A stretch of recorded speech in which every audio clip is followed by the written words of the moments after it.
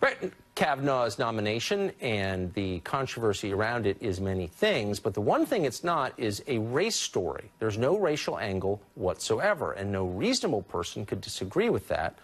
But that has not prevented the left from using it to vilify people for their skin color.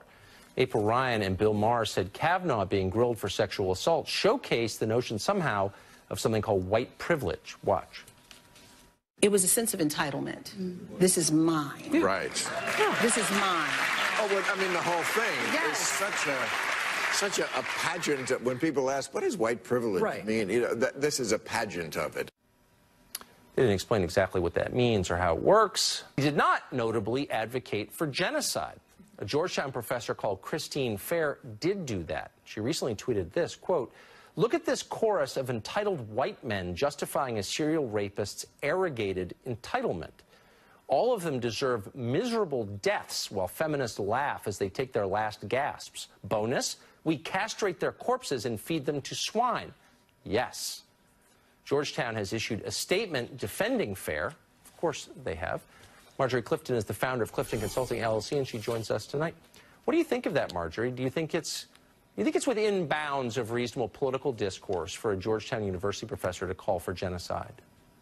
No, I don't. I don't think that's an appropriate or helpful statement. Oh, but not helpful what you're or seeing, appropriate. Would you add any other superlatives to that, or just not helpful and appropriate? How about immoral and disgusting? Would that qualify? it's not creating a dialogue.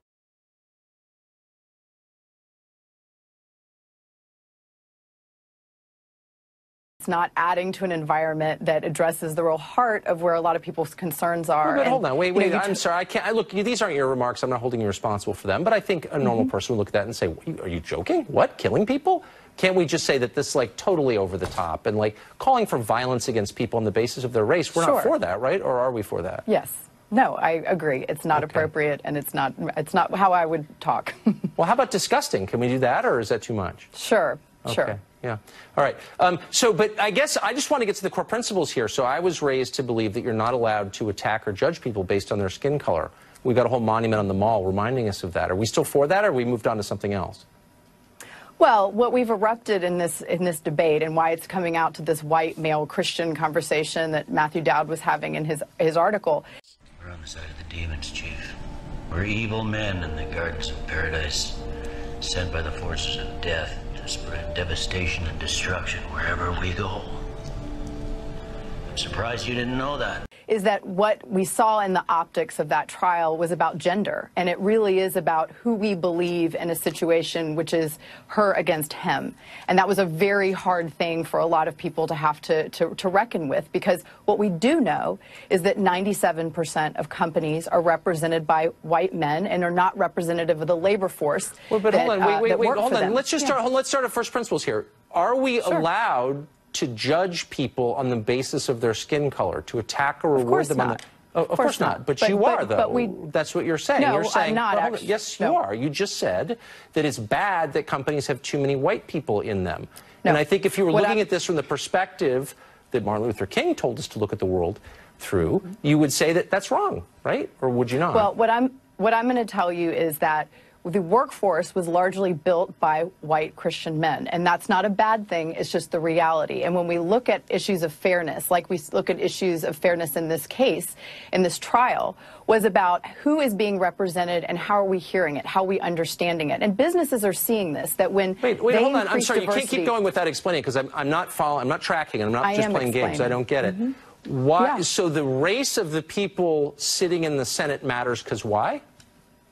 The gender, I would say, even more in this case, because it was a white man and a white woman. I think there are differences between genders that are real and biological and are verifiable. They're reflected in DNA. We don't believe that about race, though, do we? Do we think that certain races have more wisdom or more honesty than others? No, of course not. Okay, well, of course not. Then why is the race relevant at all? Well, I think it's creating a larger conversation about diversity and who's in leadership. It's not creating a conversation. It's causing people to attack others on the basis of race, and liberals are endorsing it, including you. And I'm wondering, like, what changed? What have I missed? I did not endorse that, but what I would say is that it is erupting a lot of unhelpful conversations that are related but not about this particular trial. Would it be fair to say to someone who attacks white men, you're not allowed to attack people on the basis of their skin color ever, period? And if you don't like attacks on other races, don't attack a race. Is that okay? Absolutely. Okay, so you would say that to Bill Maher and April Ryan and all these other dumb people who are going on with these racist attacks. It's okay to call them out? Yeah, I wouldn't have a conversation that way. But what I would say is that when I'm talking about representation, is that companies even see this in terms of productivity. When they increase diversity in their leadership by 10%, they see a 1% increase in earnings. That's just that's the productivity and the reality. No, that's not actually a real statistic. It's a made-up statistic, and it's much more complicated than that. I wish we had time. You can come back to throw that statistic at me. Yeah, I don't even know what diversity means, but whatever. Thank you. It means non-white men, and that's what what's hard. Well, let me be clear. I was raised by a white Christian man, and he very much understands and sees issues from a different way, like you, Tucker, who is a father of many daughters. And as we go into the workforce, well, I'm just amazed that we're all racist now. I thought we weren't, but I guess we are. No, we are. Me calling anyone racist. Well, we're attacking people on their race, so we're racist. Well,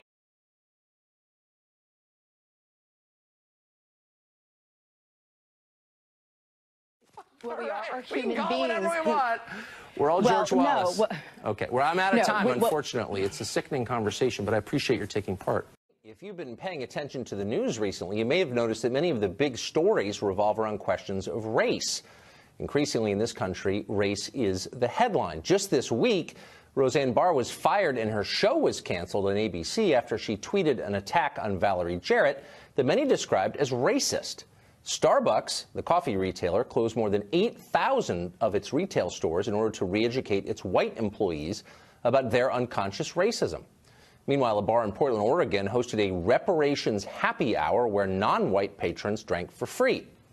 Over in cable newsland, MSNBC aired an hour-long primetime special that not only attacked racism, but also engaged in it by stereotyping an entire group of people based on their skin color. Here's a selection from that.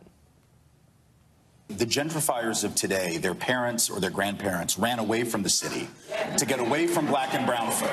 And now their children and their grandchildren are saying, oh, the suburbs, there's only so many Olive Gardens I can go to, so I need to go back to the city and get my life in the city. But when I do that, I need to have my hot yoga studio and my pottery studio and my stuff represented. And if you intrude on that, I will then call the police.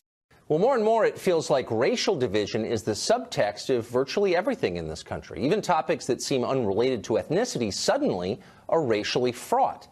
The effect of all that is a deeply angry and divided nation, but also, you may have noticed, a terrified one. Many Americans are scared to say what they really think about just about anything. One false word and you could be denounced on Twitter and lose your livelihood. It happens. We see it all the time. Best just to smile and nod and hope the witch hunt passes. How long do we have to live this way? And how did we get here in the first place? But wait, there's more. I want to tell you about something else that happened today because we think it tells you a lot about where this country is moving.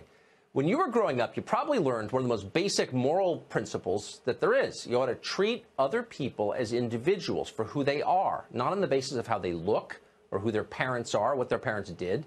You ought to judge people for what they do and what they say, for the choices they make. That was a good principle.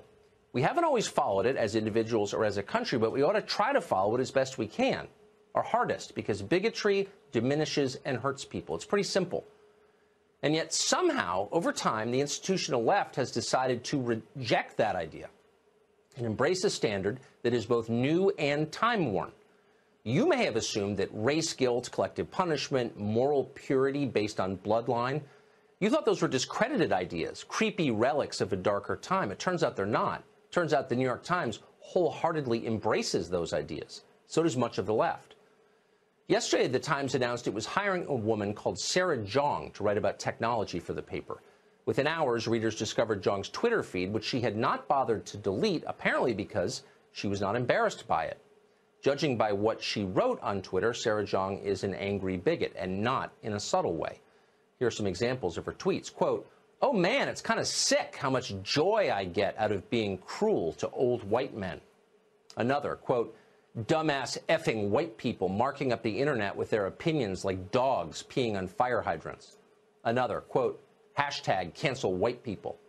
At one point, Jeong tweeted a crude graph claiming that as whiteness increased, so did awful. Later, she said that white people smell like dogs. Here's another one, quote, "White people have stopped breeding. You'll all go extinct soon. That was my plan all along." And on and on. Well, people are getting fired for far less than this across corporate America right now, but the New York Times decided to double down on Sarah Jeong's behalf. Here's part of the statement the paper sent out about her, quote, "Jeong's journalism and the fact she is a young Asian woman have made her a subject of frequent online harassment. For a period of time, she responded to that harassment by imitating the rhetoric of her harassers." In other words, it's not her fault. White racism caused Sarah Jeong's racism against white people. She's the victim here, Harvard graduate, oppressed person that she is. Some of Jeong's many defenders in the press accused her critics of taking her tweets out of context, but that's not true. We checked. There's no context for these tweets. Sarah Jeong was furious at an entire race of people, and she said so on Twitter. You'd think somewhere on the left, the last responsible person would be cringing at all of this. It's all so ugly and awful. In an earlier time, it would be considered indefensible, but modern progressives are happy not simply to defend it, but to attack anyone who questions the joy that Sarah Jeong derives from being cruel to white men.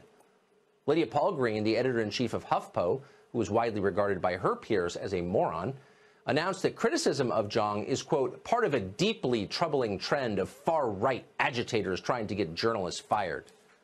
Far-right agitators, okay. But actually, we're not calling on Jeong to be fired. We're not liberals, so we don't believe that every person we disagree with ought to be crushed, including Sarah Jeong.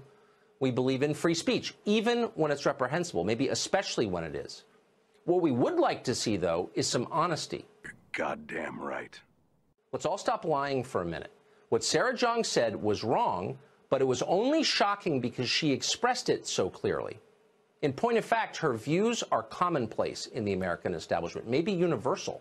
Try to find a single government bureaucrat or college administrator or head of corporate HR who disagrees with the idea that people should be judged by the color of their skin and that some races are more virtuous and deserving than other races.